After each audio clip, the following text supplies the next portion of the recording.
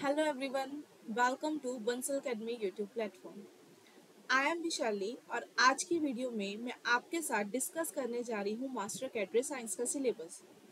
Science में भी particularly इस वीडियो में हम डिस्कस करेंगे केमिस्ट्री का सिलेबस। केमिस्ट्री के आपको पता है आगे 3 टाइप्स हैं, like organic chemistry, inorganic chemistry and physical chemistry. तो इन तीनों का सिलेबस क्या रहने वाला है हमारे मास्टर कैडर एग्जाम के लिए, उसको हम आज इस वीडियो में डिस्कस करेंगे। First let's start with the physical chemistry. तो सबसे पहला टॉपिक आता है बेसिक प्रिंसिपल ऑफ केमिस्ट्री। इसमें आपको सारी बेसिक प्रिंसिपल्स है जितने भी, Heisenberg's uncertainty principle, Dalton's atomic theory, stoichiometry, mole concept है ना, लॉज ऑफ केमिकल कॉम्बिनेशन, ये सारा कुछ पढ़ लेना है, जिसको आप some basic concepts of chemistry के नाम से भी जानते हैं। ये वही टॉपिक है। Second one is the atomic structure. Atomic structure में आप लाइक इलेक्ट्रॉन, प्रोटॉन, न्यूट्रॉन, इनकी डिस्कवरी, इनसे related question, Bohr's model, quantum model पढ़ते हो, श्रोडिंगर वेव इक्वेशन पढ़ते हो, है ना, ड्यूअल नेचर ऑफ मैटर पढ़ते हो, de Broglie's Heisenberg's uncertainty principle, then you will find how to write the electronic configurations, है ना, इलेक्ट्रॉनिक कन्फिग्रेशन को लिखने के अलग अलग वेज, अलग अलग लॉज उनको लिखने के लिए जो यूज होते हैं, है ना, फिर हंट्स रूल, ये सारे मतलब half filled electronic, fully filled electronic configuration, then आप ऑर्बिटल्स के बारे में पढ़ते हो। ये सारा कुछ आपको पढ़ना है एटॉमिक स्ट्रक्चर में। इसके बाद then is the states of matter. States of matter में आपको गैसियस स्टेट पढ़ना है, as well as you have to study solid state as well as liquid state.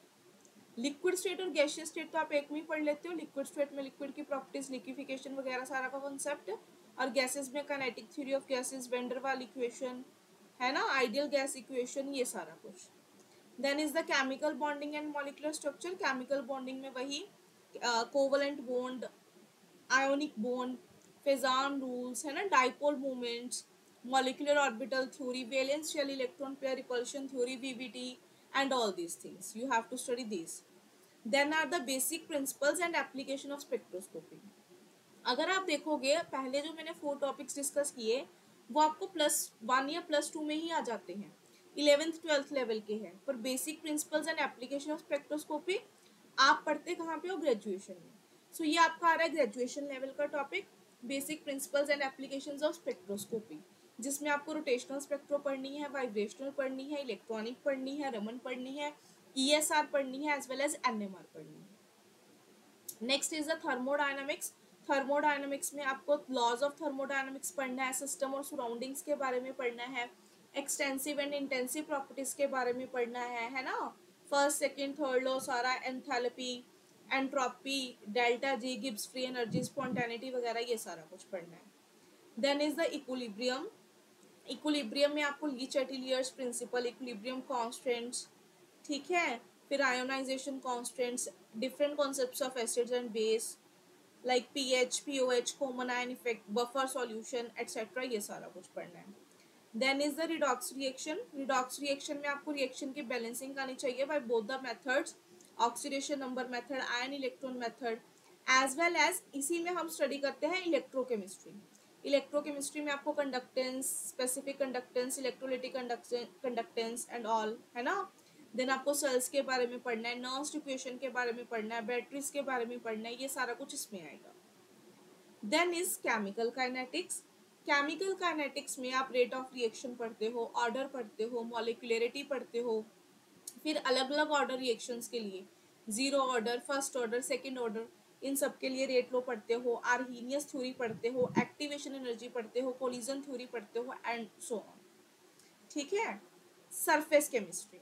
Surface chemistry में आपको एड्सॉर्प्शन के बारे में पढ़ना है, फिजियोसॉर्प्शन, केमिसॉर्प्शन, फिर इनके लिए जो अलग अलग आइसोथर्म, आइसोबार है, फ्रेंडलिच आइसोथर्म है, लैंगमिर आइसोथर्म है, कोलाइड्स के बारे में पढ़ना है, कोलाइड्स की क्लासिफिकेशन, लायोफिलिक, लायोफोबिक, है ना, Tyndall effect, micelle formation, electrophoresis, coagulation, fluctuation, coagulation value, gold number, ये सारा कुछ। Then is the solid state. Solid state में आपको क्रिस्टलाइन और अमोर्फस सॉलिड के बारे में पढ़ना है, क्रिस्टलाइन सॉलिड की क्लासिफिकेशन, ब्रैग्स लॉ वगैरह, है ना, फिर इनकी packing, CCP, unit cells, unit cell में imperfections, Schottky defect, Frenkel defect, इनकी मैग्नेटिक प्रॉपर्टीज, ये सारा कुछ पढ़ना है। Miller indices also. Then is the concept of catalysis. Catalysis में आपको होमोजीनियस और हेट्रोजीनियस कैटालिसिस के बारे में पढ़ना है, इनके मैकेनिज्म के बारे में पढ़ना है। Then is the solution. Solution में आपको टाइप्स ऑफ सॉल्यूशन, अलग अलग colligative properties, relative lowering in vapor pressure, elevation in boiling point, depression in freezing point, osmotic pressure, वो सारा कुछ, abnormal molecular mass, want of factor, है ना, Henry's law, ये सारा कुछ पढ़ना है। अगर आप देखोगे इसमें आपके ऑलमोस्ट ऐसे टॉपिक थे जो +1 +2 में ही आ जाते हैं। एक दो टॉपिक्स ही ऐसे हैं जो पर्टिकुलर आप बैचलर्स में स्टडी करते हो, बट इट डजेंट मीन कि आपको +1 +2 का सिलेबस करके जाना है। नो डाउट +1 +2 का भी करना जरूरी है, उसका बेसिक आएगा, है ना, पर +1 +2 में से ओनली 30 to 40% ही एग्जाम आता है। 60 to 70% पेपर आपका ग्रेजुएशन प्लस मास्टर्स लेवल का आता है, उसमें भी पर्टिकुलरली 50 to 60% ग्रेजुएशन लेवल का एंड 10% to 20% आपका मास्टर्स लेवल का आता है। तो ये सारे टॉपिक चाहे बीएससी के हैं चाहे +1 +2 के हैं, आपको अपना लेवल इनके लिए बैचलर्स और मास्टर्स का ही रखना है। Then are the topics of inorganic chemistry. Inorganic chemistry में सबसे पहले हमारे पास पीरियोडिसिटी है, जिसमें आप सबसे पहले तो पीरियोडिक क्लासिफिकेशन ऑफ एलिमेंट्स पढ़ोगे, ग्रुप्स, पीरियड्स, ब्लॉक्स, है ना, उनकी जनरल इलेक्ट्रॉनिक कन्फिग्रेशन। देन फिर आप अलग अलग properties like ionisation energy, electron gain enthalpy, electronegativity and all, उनके ट्रेंड्स वगैरह ये सारा कुछ पढ़ोगे। Then is the general principles and process of isolation of metals. ये मेटलर्जी है, जिसमें आप मेटल्स को प्यूरिफाई करने के लिए ना, मेटल्स को उनके ओर से सेपरेट करने के लिए अलग अलग पढ़ते हो, रोस्टिंग, कैल्सिनेशन, ठीक है, तो उनकी separation and all. Then is the hydrogen. Hydrogen में आपको हाइड्रोजन की पोजीशन के बारे में, हाइड्रोजन की physical properties, chemical properties, heavy water के बारे में, नॉर्मल वाटर के बारे में, हाइड्रोजन पेरोक्साइड के बारे में और H2 एज अ फ्यूल, ये सारा कुछ पढ़ना है। Then are the S block elements. इसमें आपको एस ब्लॉक के जितने भी एलिमेंट्स हैं, एल्किलाइन, एल्किलाइन अर्थ मेटल, उनकी प्रॉपर स्टडी करनी है। Then are the P block elements. इसमें आपको पी ब्लॉक की जितने भी हैं लाइक 13 to 18 है ना, boron family, carbon family, nitrogen family, oxygen family, halogens और नोबल गैसेस, उनकी स्टडी करनी है। Similarly there is D and F block element. D block elements में आपको डी ब्लॉक एलिमेंट्स की स्टडी करनी है, एफ ब्लॉक में एफ ब्लॉक की, लैंथेनाइट, एक्टिनाइट्स की। इसके साथ साथ इस चैप्टर में आपको KMnO4 as well as K2Cr2O7, उनकी प्रॉपर्टीज भी पढ़नी है कि वो एज अ ऑक्सीडाइजिंग एजेंट कैसे काम करते हैं। Next is the coordination and organometallic chemistry. अगर मैं कोऑर्डिनेशन कंपाउंड्स की बात करूं, नो डाउट ये आपको +1 +2 में ही आ जाता है, जिसमें आप वर्नर्स थ्योरी पढ़ लेते हो, है ना, VVT पढ़ लेते हो, CFT थोड़ी बहुत पढ़ लेते हो, बट डिटेल में CFT, उनकी magnetic properties, CFSE, crystal field stabilisation energy, है ना, उनको सारी डिटेल में करना, उनकी इंपॉर्टेंस, प्लस ऑर्गेनोमेटालिक आप +2 में नहीं पढ़ते, ये है ही BSc का टॉपिक है, बैचलर्स का टॉपिक है। ऑर्गेनोमेटालिक्स में कैसे बॉन्डिंग होती है, कैसे स्ट्रक्चर्स बनते हैं, कैसे रिएक्टिविटी होती है, ये सारा सिस्टम आप BSc में पढ़ते हो। तो चाहे कोऑर्डिनेशन सिर्फ +2 का ही टॉपिक है और ये BSc का, पर आप दोनों को ये वाला लेवल इवन की मास्टर्स तक का पढ़ना पड़ेगा, क्योंकि कोऑर्डिनेशन और इनऑर्गेनिक केमिस्ट्री का एक ऐसा टॉपिक है जिसमें से बहुत सारे क्वेश्चन पूछे जाते हैं और सबसे ज़्यादा अच्छे लेवल के क्वेश्चन इसी में से आते हैं, तो इसको आपको अपनी मास्टर्स लेवल का पढ़ना पड़ेगा। Then is the environmental chemistry. Environmental chemistry में तो वही है, पॉल्यूशन है अलग अलग, है ना, पॉल्यूटेंट्स हैं, उनके क्या क्या इफेक्ट पड़ते हैं, ग्रीन हाउस इफेक्ट है, एसिड रेन है, ये सारा कुछ, इसको हमने केमिस्ट्री और केमिकल से रिलेट करके पढ़ना है। Then is the nuclear chemistry. Nuclear chemistry again ये आपके मास्टर्स लेवल का टॉपिक है और आपको पढ़ना पड़ेगा, जिसमें आप न्यूक्लियर रिएक्शंस पढ़ोगे, fission, fusion, alpha decay, gamma decay, beta decay, ये क्या होते हैं, रिएक्शंस कैसे बनती हैं, स्टेबिलिटी की, है ना, ये सारा कुछ आप पढ़ोगे न्यूक्लियर केमिस्ट्री में। Then is the analytical chemistry. Analytical chemistry में आपको सेपरेशन टेक्निक, स्पेक्ट्रोस्कोपिक वगैरह जो मेथड्स हैं, है ना, ग्रेविटेशनल मेथड्स हैं, ये सारे डिटेल में करने पड़ेंगे। अगेन ये आ गया BSc और MSc का टॉपिक। फिर आता है बायो इनऑर्गेनिक केमिस्ट्री, ये भी सारा BSc MSc का टॉपिक है।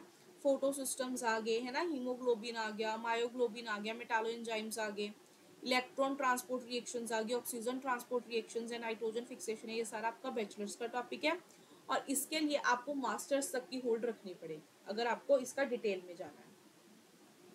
Then is the inorganic spectroscopy है, IR, Raman, NMR, ESR, Mossbauer spectroscopy है ना, MS electron spectroscopy and microscopic techniques. तो हमने देखा जो इनऑर्गेनिक केमिस्ट्री है इसमें भी 50% सिलेबस आपका +1 +2 से आ रहा है और जो 50% सिलेबस है वो आपका बैचलर्स का है। और जितना भी बैचलर्स का है लाइक ऑर्गेनोमेटालिक्स हो गया है ना, न्यूक्लियर केमिस्ट्री हो गया, एनालिटिकल हो गया, इसको तो आपको मास्टर्स तक लेके ही जाना पड़ेगा। और ये जो 50% +1 +2 का इसको आपको बैचलर्स तक लेके जाना पड़ेगा, इतने लेवल की तैयारी करनी पड़ेगी सिलेबस में। Next is the organic chemistry. Organic chemistry में सबसे पहले purification and characterisation of organic compound. इसमें वो क्रोमेटोग्राफी डिटेक्शन है सल्फर की, ऑक्सीजन की, नाइट्रोजन की, हैलोजन्स की, है ना। तो ये थोड़ा वो वाला टॉपिक है जो +2 में पढ़ लेते हैं हम, थोड़ा लर्निंग है ना, न्यूमेरिकल प्रॉब्लम्स आते हैं।